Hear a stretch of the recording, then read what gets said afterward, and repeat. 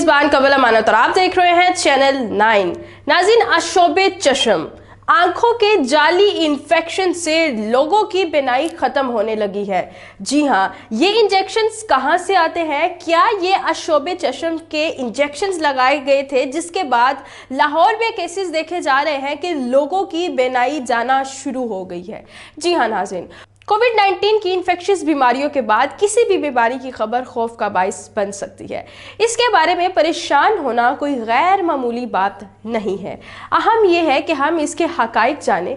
तो आज हम इस वीडियो में जिक्र करेंगे अशोबे चश्म का, आई फ्लू का, कंजक्टिव आई फ्लू का, एलर्जी का, आई इन्फेक्शन का। इस तरह के मुख्तलिफ नाम हैं जो इस वक्त फैल रहे हैं। इसके बारे में हम लोग जिक्र करेंगे। कराची के बाद आंखों के इन्फेक्शन ने लाहौर का भी रुख कर लिया है।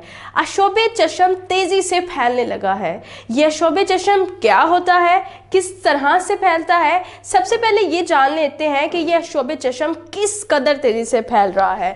नाज़रीन, कराची, हैदराबाद, सिंध के बाद पंजाब, लाहौर का भी इसने रुख कर लिया है और यह अशोबे चश्म पंजाब में रोजाना की बुनियाद पर सैकड़ों लोगों की आंखों को मुतासिर कर रहा है। जी हाँ, इससे अंदाजा लगाया जा सकता है कि अशोबे चश्म निहायत तेजी से फैलता हुआ नजर आ रहा है। सरकार लाहौर के सबसे बड़े अस्पताल म्यू हॉस्पिटल में 60 से 100 केसेस रिपोर्ट हो चुके हैं।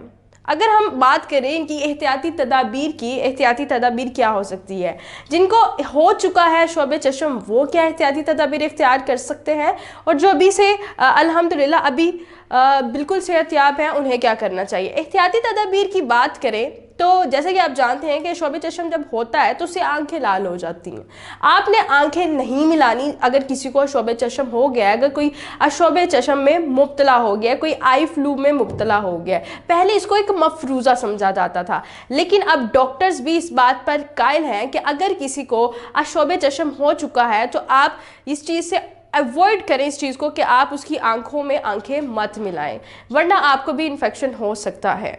इसके अलावा आपको काले चश्मे लगाने चाहिए। जिसको अशोबे चश्म हो गया, अगर वो अपनी आइज़ को प्रोटेक्ट रखता है, वो ब्लैक ग्लासेस, ब्लैक गॉगल्स का इस्तेमाल करते हैं, तो ऑब्वियसली अगले बंदे का आई कांटेक्ट नहीं होगा तो फैलने के चांसेस कम है। आपको पता है इन्फेक्शन एक जगह से ही दूसरी जगह, एक इंसान से ही दूसरे इंसान में फैलता है।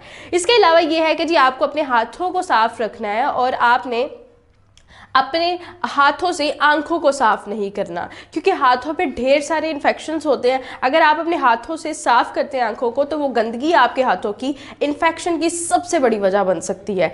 जी हाँ, आपने अपनी आंखों को इस्तेमाल करना है तो उसको साफ रुमाल से साफ रुमाल का इस्तेमाल करें। साफ रुमाल से उसको साफ करें, उस रुमाल को भी जो है वो कॉन्टेक्ट से बचा के रखें। इस मर्ज़ में जो है वो उम्र की कोई कैद नहीं है। ये बच्चों में भी हो रहा है, बूढ़ों में भी हो रहा है, नौजवानों में भी हो रहा है। बच्चों का क्योंकि इम्यूनिटी सिस्टम थोड़ा वीक होता है तो उसमें यह है कि बच्चों को साथ बुखार और ज़ुकाम भी हो सकता है। इसकी सबसे बड़ी वजूहात में से सबसे अहम जो वजह है वो मौसमियाती तब्दीली है। जैसे कि रिसेंटली लाहौर में बारिशें हुई तो कहा यह गया कि शायद हैदराबाद कराची से मूव होता हुआ लाहौर में आ गया है, लेकिन अभी इन दोनों चीज़ों में कोई भी सच माहिरीन के मुताबिक कोई मुत्तफिक काना जो है वो रज़ा नहीं मिलती है। तो इसमें यही है कि ये मौसमियाती तब्दीली की वजह से फैल सकता है और ये एक वायरल इन्फेक्शन है। इसे एलर्जी भी कहा जा सकता है, इसे जलन की बीमारी भी कहा जा सकता है। नाज़रीन, आंखों के गिर्द जो सफ़ेद हुलिये होते हैं वो बहुत ज़्यादा बारीक होते हैं, छोटी छोटी नालियाँ होते हैं। वो ये नालियाँ सोजिश की वजह से लाल हो जाती हैं।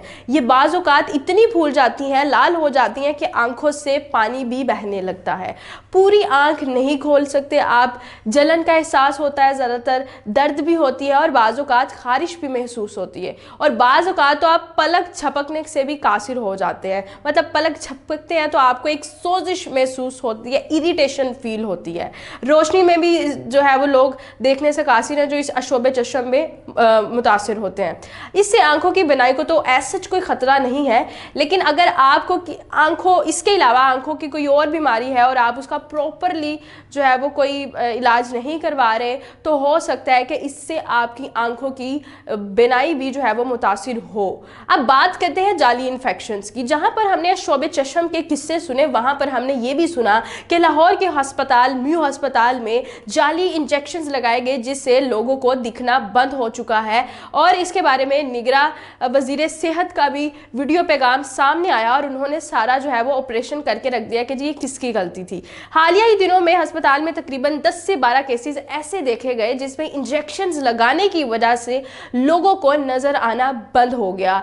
अगर इसको गहराई से देखा गया, इसको जब गहराई से परखा गया तो पता यह चला कि गलत इंजेक्शन लगाए गए हैं जिसका ताल्लुक शोबे चश्म से बिल्कुल नहीं है। ये वही लोग हैं जो हर माह आंखों के इलाज के लिए आया करते थे, उनको ऑलरेडी कोई मसला था, उनको शोबे चश्म नहीं था, उनको आंखों का कोई और मसला था और वो इंजेक्शन लगाने के लिए आए थे और उनको गलत इंजेक्शन लगाया गया और गलत इंजेक्शंस को जो है वो इंपोर्ट किया गया था। ये गलत जगह से आए गए जो सर्टिफाइड कंपनी नहीं थी। और निगरां वजीर सेहत का ये कहना था कि एक बड़ा इंजेक्शन होता है, उससे 80 छोटे इंजेक्शंस बनाए गए। जब हम लोगों ने तहकीक की और उन चीज़ों को जो है वो इन इंजेक्शंस को आगे भेजा गया। ये माफिया का काम है, इंजेक्शंस मेडिसिन माफिया का काम है, उन्होंने ये किया और अब उन तमाम जो है वो इदारों को सील कर दिया गया है जो सर्टिफाइड नहीं थे और ये इंजेक्शंस लगा रहे थे। तो ये जो है वो केसेस सामने देखने को मिले हैं और आपको ये बताती चलूँ कि इसका शोबे चश्म से एज सच कोई ताल्लुक नहीं है।